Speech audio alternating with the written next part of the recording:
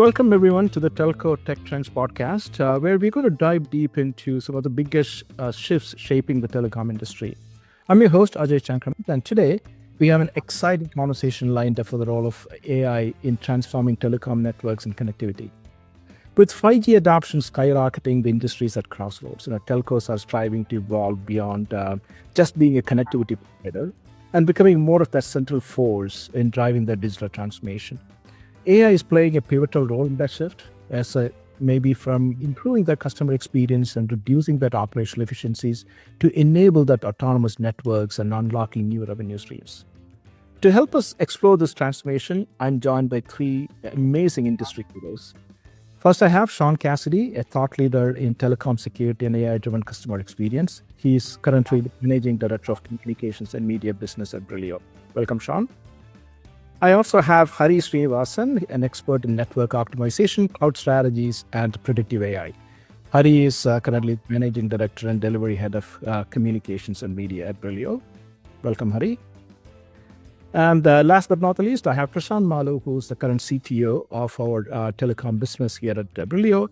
But Prashant specializes a lot on the autonomous networks, interoperability, and the trust-building telecom, essentially the whole business within the telecom space. Gentlemen, welcome all. Let's jump right in here. Sean, I'm going to start with you. Let's start with some of the aspects around customer expectations, right? So with consumers demanding faster, more personalized and seamless digital experiences, how do you see these expectations shaping the future of telecom services? Ajay, great question. First off, I think it is important to realize that the telcos are going through a massive transformation where previously they've been the all-encompassing provider of a digital experience, from the digital solution down to the infrastructure, all the way down to the various applications that will run in this digital world. They've now really kind of positioned themselves to really be at the core, the connectivity between two consumers or consumers and businesses. To that end, those consumers want everything faster, very tailored to themselves, and an effortless experience to make the choice of which provider they want to go to. In terms of speed, it's not just about high bandwidth. It's about near zero latency for streaming, gaming, immersive experiences. This pushes telcos to invest heavily in advanced network technologies like 5G and eventually 6G, bringing real-time capabilities to everything from remote work to augmented reality. In terms of personalization, this really becomes the differentiator for the telcos. Their ability to leverage the massive amounts of data that they have at their disposal and leveraging that into the analytics and AI to deliver a customized recommendations, tailored pricing plans, and proactive support. For instance, AI chatbots can learn user experiences over time, offering suggestions that feel unique to each customer. This level of individualization fosters loyalty because it shows an understanding of the customer's specific needs and wants. In terms of convenience, this is paramount to the telcos being able to deliver the frictionless interactions, whether it's signing up for new services, resolving billing issues, or upgrading their devices. This demand is driving the adoption of self-service platforms, enabling users to manage their own subscriptions anytime, anywhere, any place. As a result, telcos are rethinking their service design from the ground up, optimizing every touch point, online or offline, to be more intuitive and responsive. In essence, telecoms that meet these expectations for speed, personalization, and convenience aren't just future-proofing their networks, they're strengthening customer relationships and unlocking new growth opportunities in the process. Thank you, Sean. I know you covered a lot of ground there. So the way I understand that is that it sort of touches, right? I mean, AI is probably going to touch that whole spectrum of things, the content generation, content delivery, the personalization, the overall experience, right? It's really fascinating to see the impact here. So thank you, Sean, for that. So Hari, moving on to you. So AI is sort of driving those major efficiencies in telecom networks, right? I mean, so can you share some practical AI-driven use cases that you are seeing, whether it's on the network optimization or predictive maintenance or customer insights, a lot of things Sean also touched upon. Where do you actually see that revolution happening? Hey, thanks, Ajay. It's an excellent question, right? A is everywhere, isn't it? And if in a telco world, in a landscape of OSS, BSS, if network tops the area where A is playing a big part, followed by the customer experience, which is on the churn analytics and other real-time feedback. So what A can do here, right? It can value add a lot. It can leverage data-driven insights, automation, and predictive capabilities to improve efficiency. It can also reduce cost, enhance reliability, and improve customer experience. Let's take two examples on all these three major areas, right? First, the network optimization. I see two key use case in network optimization. One is your digital twin. The second is your network capacity planning. The digital twin, right? And it's an age-old concept where you create virtual replica of network infrastructure to simulate and analyze performance under different stress scenarios. AI can play a crucial role here by handling data integration and processing, predict future outcomes using analytics, generate models for various scenarios, and AI use case can also detect anomalies here. And if you take the capacity planning, AI can analyze all your historical and real-time data to forecast network demand, helping in planning infrastructure upgrades or expansion. If you take a practical, typical example right now, which all the telcos are trying to solve, how do you determine what coverage and how much of coverage is required to expand your 5G? That's one big example AI can solve for you. And if you take the predictive maintenance, right, that's very key here. You don't want the systems or equipments to go down when an enterprise or a retail customer are in the middle of a critical meeting or anything, right? So one example is your equipment failure prediction. By analyzing data from network equipment, AI can predict when maintenance is needed, reducing downtime, and expanding the life of equipment. And the second critical use case I see is your asset health monitoring. That was very key. You don't want the asset to just go down in the middle of a life cycle, right? Continuous monitoring of asset conditions allow for early detection of anomalies or degradation. AI can assess performance metrics like your packet loss, latency, and throughput to predict hardware issues to maintain router and switch health. The last area, which is the most critical, is your customer insight. The new mantra is retention is the new addition, right? So the churn prediction, right? To prevent customer churn, AI can analyze customer usage patterns like data consumption, type of services used, and come up with a dynamic pricing. AI can also help providers with a detailed behavior analysis of customer to prevent churn. The last is your real-time feedback monitoring. That's very key. When a call center executive is talking to a customer, you need real-time data to ensure the customer experience is AI tool monitor customer interactions in real time and provide instant insights and enabling quick responses. Thank you. Well, that's fantastic, and I'm sort of starting to hear a theme sort of building out here, right? There is a lot of aspects of reliability that you spoke about, a lot of aspects around customer experience to talk about, and again, as you really start building about customer experience, I'm also hearing the aspects of not just what the customer actually gets from the system, but as you're really trying to provide the kind of support or provide the kind of additional support to the customers. Even for the people who are providing the support, how do they actually make that a lot more enabled? So fascinating area, right? Prashant, coming to you, right? We know that autonomous networks are the real game changers here, right? But we also know the fact that the success of those things sort of depends on that interoperability between different equipment vendors and cloud providers and global markets, right? So we keep talking about 5G and the kind of whether we keep hearing some parts of the world are far more advanced when it comes to 5G, and so the global markets. If you really look at all these technologies and this evolution, it is still sort of coming together to be a lot more consistent than it used to be, right? So, how critical is this? What do you see as the bigger roadblocks as you try and do this? Ajay, networks are layers of complex architecture, and autonomy in this network is an evolution which is happening as the networks evolve. While earlier we used to look at automations and innovations in the network space and each of the layers to see how it evolves. Now with a lot of AI coming in, there's much more autonomy that can be achieved within these networks.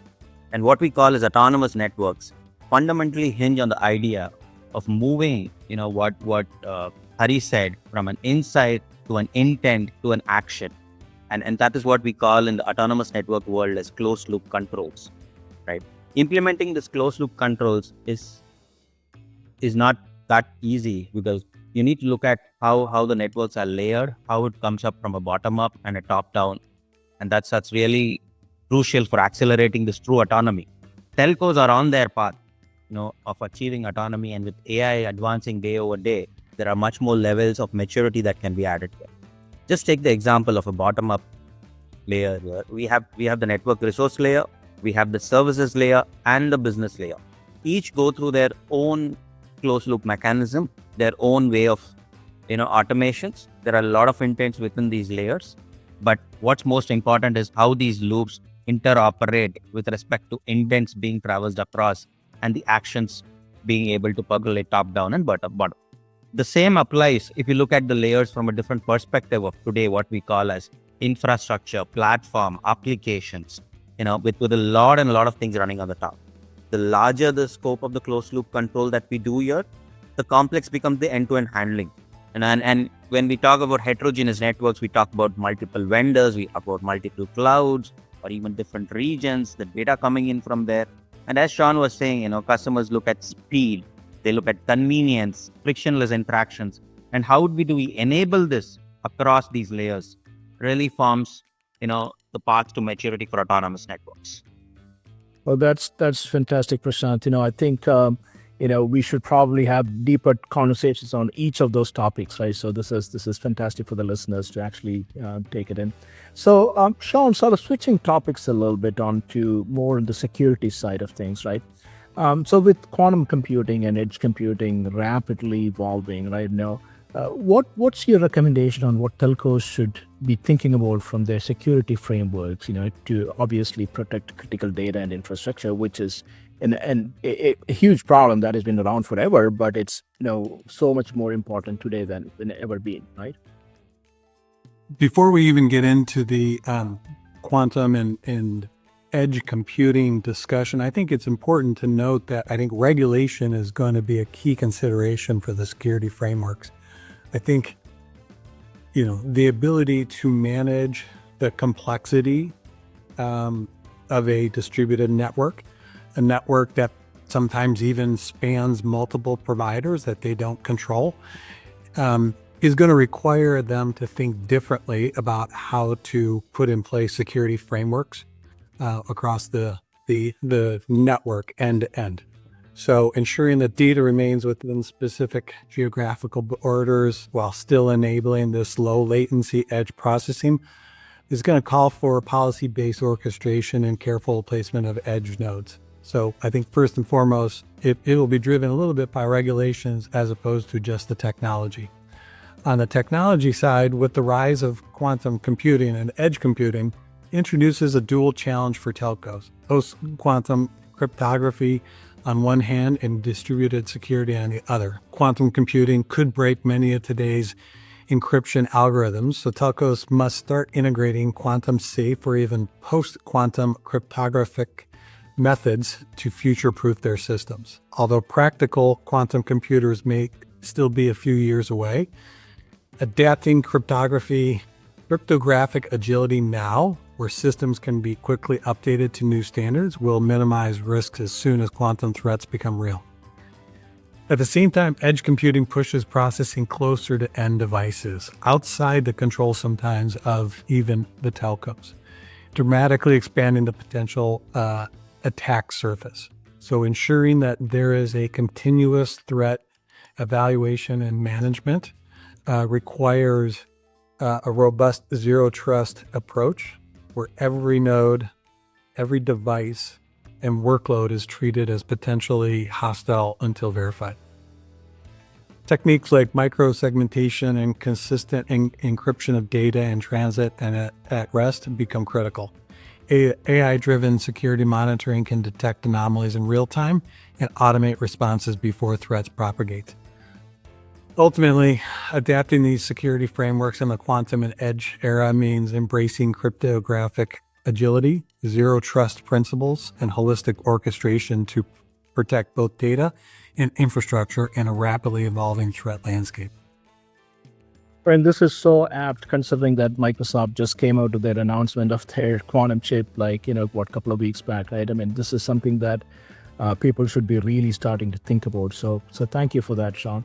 Hari, so one of the things I've been thinking about is that telecoms increasingly migrate to the cloud, right? Adopt multi-cloud strategies. It's nothing new. I mean, it's been going on for past at least 7-8 years, if not more.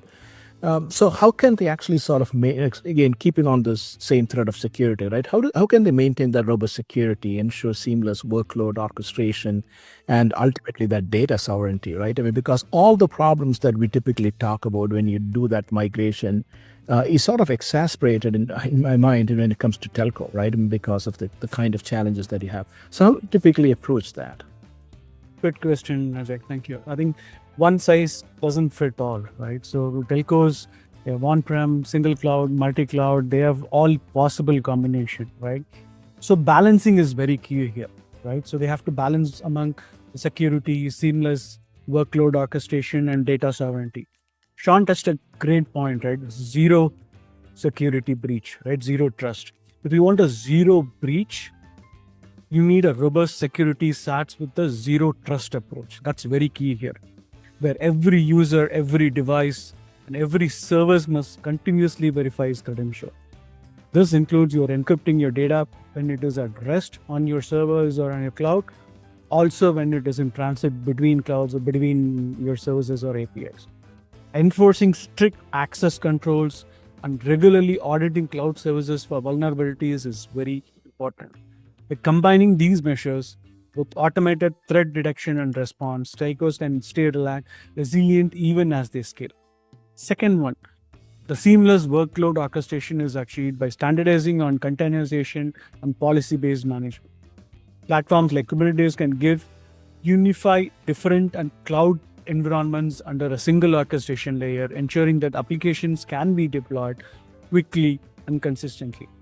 AI-driven orchestration can further optimize resource allocation by dynamically adjusting workloads to balance cost, performance, and reliability in real time. Finally, data is very key, and you don't want data to reside in wrong places. Managing data sovereignty is about understanding where data resides and complying with your regional data protection laws. Telcos can work with cloud providers that offer geo-redundancy and data residency options, ensuring sensitive data never leaves certain geographical boundaries. In some cases, on-premises or edge deployments may be necessary to comply with strict regulations. By layering all these elements, security, workload orchestration, and compliance, telcos can confidently harness the power of multi-cloud while respecting both legal obligations and customer trust.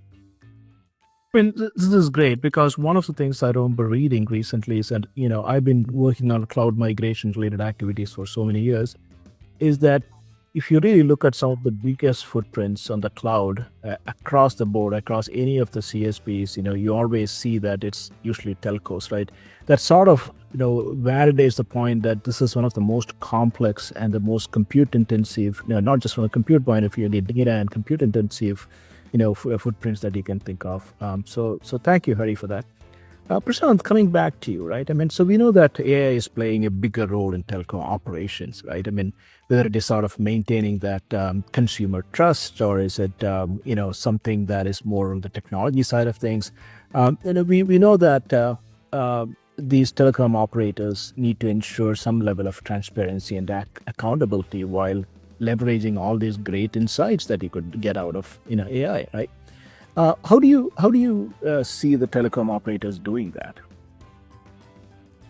Building and maintaining consumer trust in today's complex digital environment is a multi-pronged approach, right? And definitely it fundamentally revolves around transparency and accountability.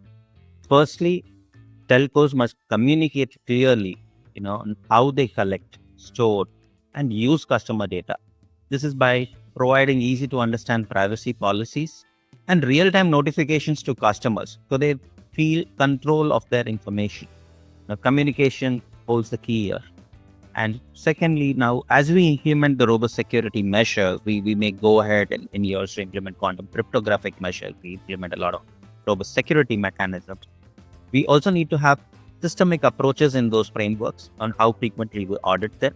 And it is just not the security measures. We'll also have to look at frameworks for AI tourism, the trust, risk, and security management of AI, and regularly auditing the networks, regularly auditing the AI systems. Telcos need to identify vulnerabilities and respond decisively. Whenever breaches or issues occur, right, swift and honest disclosures of what has happened of any incident, and with clear mitigation steps. It's vital to preserving consumer confidence, and also that telcos hold a larger accountability to the consumers collectively. Right.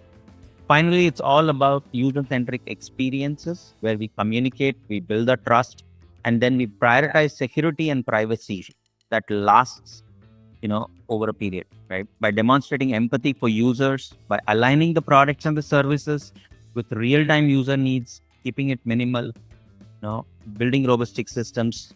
I think this is what would make the data protected and consumers being protected. In the end, it's all about consistent transparency and accountability. And they're just not legal checkboxes. They serve as strategic differentiators. They help telcos stand out and earn that consumer trust in this crowded digital marketplace. When you put it so eloquently, right? I mean, so consumer trust is not a checkbox, right? This is something that is the true differentiator, and those are the players that are actually going to survive in the long run. So it's been a fascinating discussion. So I'm going to come to my final question. I'm going to go around the room and ask each and every one of you, and maybe I'll start with you, Prashant, right? And each of you should probably give it a shot or loud. Hopefully, we'll get somewhat different perspectives, right? So this is the question. So if you really talk about all the things that we covered today, right? The actual the customer experience, the kind of challenges with respect to the security aspects, the kind of delivering the content. I mean, there's so many different aspects to that. But eventually, it's all about that ecosystem collaboration, right? So if you really look at the telecom industry transitioning from those utility providers to more of experience enablers, right? That's how I would look at it, because a lot of you, I think all of you touched upon that experience side of things. So how important is that collaboration between telcos and the technology providers and the regulatory bodies? I know, Sean, you touched upon those things, right? In shaping that overall landscape of 2025 and beyond, when we are really looking at, we are at the tipping point, if you ask me, right, with respect to AI coming in, we're not even talking about generative AI in 2025. We are already starting to talk about agentic AI and all that. So how do you see those, that ecosystem collaboration happening? And more importantly, right, how do you see the AI sort of helping the operators monetize their infrastructure beyond connectivity and move into value-added services? This is another topic you all touched upon. And to me, that is ultimately a super important activity, right? Because you can do all the things the right way, but if you are really not having a viable business model around it, it isn't going to, be sustained over time. So I'll let you start, Prashant. Telcos are no longer, the service providers who offer you voice call connectivity and some bytes of data. For the last 5 years, and now if you're looking at the future of the next 5-10 years, telcos are the connectivity platform providers. They moved beyond telcos to techcos, and now holding a lot of this consumer data. They are the platform that define the human-centric experiences, platform that allow you to use AI to build those human-centric experiences. And as it's traditionally been, right, it's always been an ecosystem of telco, be it the OEMs, the software vendors, and now what we call as the AI platform vendors, the disaggregated softwares that are coming in the network space. It's always been an ecosystem play for the telcos, and then now getting in the new experiences, new ecosystem players, be it from the hyperscalers, be it from the techcos, or be it from the new industry verticals that come in. I think this is going to go larger and larger, that telcos become the enablers of connectivity, enablers of human-centric experiences, enablers of users consuming AI, on their devices, within their enterprises. And this is just going to get larger and larger and more interesting. Thank you, Prashant. Is that well put? Hari, over to you. Yeah, I think you brought up a great point, right? The collaboration between telcos and technology providers is incredibly important in today's fast-moving, fast-evolving digital landscape, right? See, telcos rely on technology providers for infrastructure, their software, cutting-edge solution needed they have to deliver a high-speed connectivity. That's critical. They rely on them, right? Think about the 5G networks, the cloud computing, the IoT platforms. Telco need them all. They need a strong hardware like your base station from Nokia, or Huawei, or software like your AI-driven network, you name it, right? And if you take the other side, the flip side, the technology providers need telcos to bring their innovations to life. Groundbreaking piece of technology like a new chipset or a cybersecurity solution, you name it, right? So the collaboration is super important, right? The stakes are also very high. The customer expectations are relentless. Right? I mean, the customer needs everything now, and they need to be on top of their game, right? People want low latency, constant uptime, right? And new services like your smart home integration so the trend is your AR, VR experiences. Take 5G rollout as an example, right? Telcos like the key players like Verizon or AT&T partner with tech giants like your Qualcomm or a Cisco to make it happen, right? So it's not just about survival anymore, right? It's about your opportunity, your joint effort can unlock new revenue stream like your edge computing services or your enterprise solution, right? So it's not all rosy. There are misaligned priorities, slow decision making can stall progress as well, right? So when it works, this collaboration can shape the backbone of our connected world and we can do wonders with. Yeah, I mean, the promise of collaboration is fascinating, right? Again, sometimes, like you said, right, some of the results that we see are sometimes suboptimal, but there's tremendous opportunity to do better there. Sean, you have the last word. Thanks, Ajay. Yeah, I think largely Prashant and Hari addressed a lot of the key points. I think the key for the telcos in this new world is they become the point of success or the point of failure for whatever experience the world is trying to experience.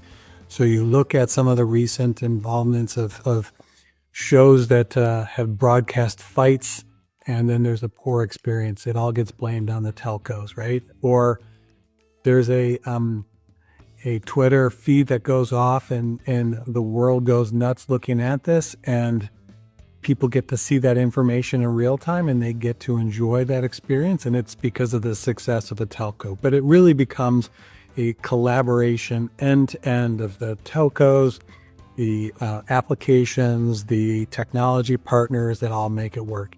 And the really important part of this is that the telcos become the enabler for all of the successes of those. And I think it's a great opportunity for the telcos to be in that driver's seat. And they're going to take advantage of it by bringing together a network that guarantees uptime, guarantees the ability to handle peaks and valleys of demand. And they're setting themselves up for success into this new value-added world of services and solutions that will spawn new solutions within each of the verticals. Awesome. Hey, this is such an insightful discussion, right? I mean, we all now learn and read about this all the time, that AI is clearly redefining telecom, right? Whether it's enabling smarter networks, and these are some of the examples the panelists talked about today, right? Sort of enabling smarter networks and improving their overall customer experience, enhancing security. We also talked about things like unlocking new revenue streams, but what's really evident is the fact that telcos cannot do this alone, right? I mean, the future depends on that collaboration, innovation, and that AI-driven transformation. So a huge thank you to Sean, Hari, and Prashant for sharing your expertise today. And to our listeners, if you enjoyed this conversation, definitely reach out to us. We are happy to have one-on-one conversations with you or with your organizations. But until next time, stay connected and stay ahead. Thank you.